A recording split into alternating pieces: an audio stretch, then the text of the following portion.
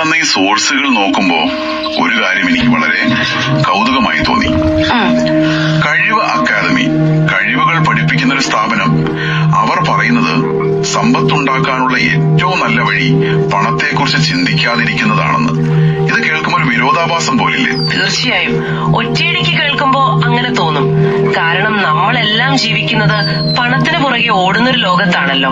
അപ്പൊ ഇത് തികച്ചും വിപരീതമായ ഒരു ആശയമാണ്. അതെ, അവരുടെ തത്വശാസ്ത്രം അനുസരിച്ച് പണം നമ്മൾ തേടി പിടിക്കേണ്ട ഒന്നല്ല, മറിച്ച് നമ്മളിലേക്ക് ആകർഷിക്കപ്പെടേണ്ട ഒന്നാണ്, ഒരു ശരിയായ ജീവിത രീതിയിലൂടെ. അതെ, ആ ജീവിത രീതിക്ക് അവർ പറയുന്ന 4 മാർഗങ്ങളുണ്ട്: ഭക്തി, കർമ്മം, ജ്ഞാനം, പിന്നെ രാജയോഗം. ശരി, അപ്പൊ നമുക്ക് ഇന്നത്തെ ഈ ഒരു ചർച്ചയിലെ ഈ ആശയങ്ങളൊക്കെ പ്രായോഗികമായി എങ്ങനെയാണ് പ്രവർത്തിക്കുന്നതെന്ന് നോക്കാം.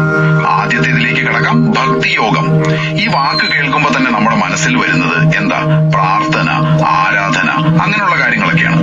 പക്ഷെ ഇവിടെ അതല്ലല്ലോ വിഷയം. അല്ലേ അല്ല, സോഴ്സുകൾ വളരെ വ്യക്തമായി പറയുന്നുണ്ട്. ഇവിടുത്തെ ഭക്തിയോഗം എന്ന് പറയുന്നത് മറ്റുള്ളവരുമായി നല്ല ബന്ധങ്ങൾ ഉണ്ടാക്കുന്നതിലാണ് ശ്രദ്ധ. ബന്ധങ്ങൾ? അതെ, ബഹുമാനം, സ്നേഹം, ക്ഷമ, ദയ, ഇതിലൂടെയൊക്കെ ഇതിനെ നമുക്ക് വേണമെങ്കിൽ ഒരു വിശ്വാസ്യതയുടെ മൂലധനം എന്ന് വിളിക്കാം. Trust equity. അതെ, കാരണം ആളുകൾ നല്ല ആശയങ്ങളിൽ മാത്രമല്ലല്ലോ പണം മുടക്കുന്നത്. വിശ്വസിക്കാൻ കൊള്ളാവുന്ന വ്യക്തികളിലാണ് അവർ ദീർഘകാലത്തേക്ക് നിക്ഷേപം നടത്തുന്നത്. ആ വിശ്വാസ്യതയാണ് നിങ്ങളുടെ ഏറ്റവും വലിയ ഒരു ആസ്തിയായി മാറുന്നത്. വളരെ ശരിയാണ്. അപ്പൊ ഭക്തിയോഗം നമ്മുടെ സാമൂഹിക ബന്ധങ്ങളെ കുറിച്ചാണെങ്കിൽ അടുത്ത പടി നമ്മുടെ ജോലിയോടുള്ള സമീപനമായിരിക്കുമല്ലോ. അതാണ് കർമ്മയോഗം. പക്ഷെ എനിക്ക് അവിടെ ഒരു സംശയമുണ്ട്. ഈ ഫലം ഇച്ഛിക്കാതെ ജോലി ചെയ്യുക എന്ന് പറയുമ്പോൾ മറ്റുള്ളവർ നമ്മളെ മുതലെടുക്കില്ലേ? അതെങ്ങനെയാണ് സമ്പത്തിലേക്ക് നയിക്കുന്നത്? നല്ല ചോദ്യമാണ്.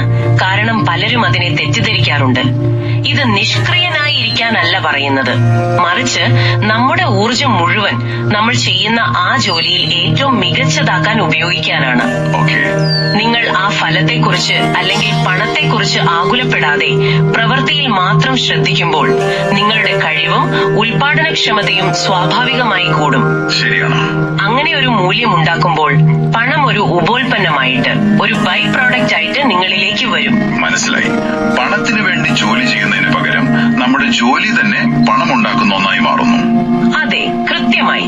അപ്പോ നമുക്ക് നല്ല ബന്ധങ്ങളുണ്ട്, ചെയ്യുന്ന ജോലിയിൽ പൂർണ്ണമായ ശ്രദ്ധയുമുണ്ട്.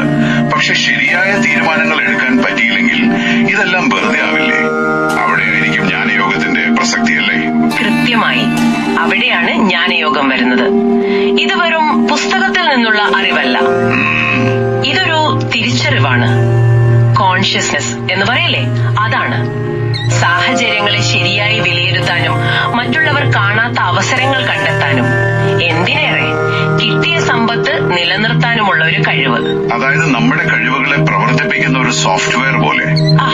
നല്ലൊരു ഉപമയാണത്, ഒരു സോഫ്റ്റ്വെയർ തന്നെ. ഇനി ഈ 4 ഒരു പക്ഷേ എനിക്ക് ഏറ്റവും ആകർഷകമായി തോന്നിയ ഒരു ആശയം രാജയോഗമാണ്. അതായത് ഒരു രാജാവിനെ പോലെ ചിന്തിക്കുക, ജീവിക്കുക എന്നത്. ഇത് ഒരു അഹങ്കാരമായിട്ട് മറ്റുള്ളവർക്ക് തോന്നില്ലേ? എന്താണ് ഇതുകൊണ്ട് ശരിക്കും അർത്ഥമാക്കുന്നത്? അധികാരത്തെയോ ആഡംബരത്തെയോ അല്ല സൂചിപ്പിക്കുന്നത്.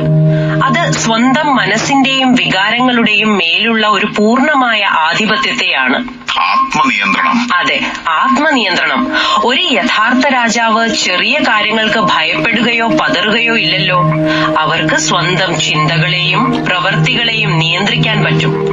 ആ സോഴ്സുകളിൽ പറയുന്ന ചാണക്യനീതിയിലെ ഒരാശയം ഇവിടെ വളരെ പ്രസക്തമാണ്. അതെന്താണ്? ഭയമുള്ളവരുടെ അടുത്ത് സമ്പത്ത് നിൽക്കില്ല എന്ന്. കാരണം ഭയം നമ്മുടെ തെറ്റായ തീരുമാനങ്ങളിലേക്ക് നയിക്കും, അല്ലെങ്കിൽ ഒന്നും ചെയ്യാത്ത അവസ്ഥയിലേക്ക് മാറ്റും. ഒരു രാജയോഗിയുടെ ആത്മവിശ്വാസം എന്ന് പറയുന്നത് ധൈര്യമായി തീരുമാനമെടുക്കാനും റിസ്കുകൾ കൈകാര്യം ചെയ്യാനുമുള്ള കഴിവാണ്. ആ ഒരു ആത്മവിശ്വാസമാണ് യഥാർത്ഥത്തിൽ സമ്പത്തിനെ ആകർഷിക്കുന്നത്. അപ്പോൾ ഈ 4 ആശയങ്ങളും ഒരുമിച്ച് ചേർത്ത് വയ്ക്കുമ്പോൾ കിട്ടുന്ന ചിത്രം വളരെ വ്യക്തമാണ്. കഴിവ് അക്കാദമിയുടെ കാഴ്ചപ്പാടിൽ പണം ഒരു തരം ഊർജമാണ്.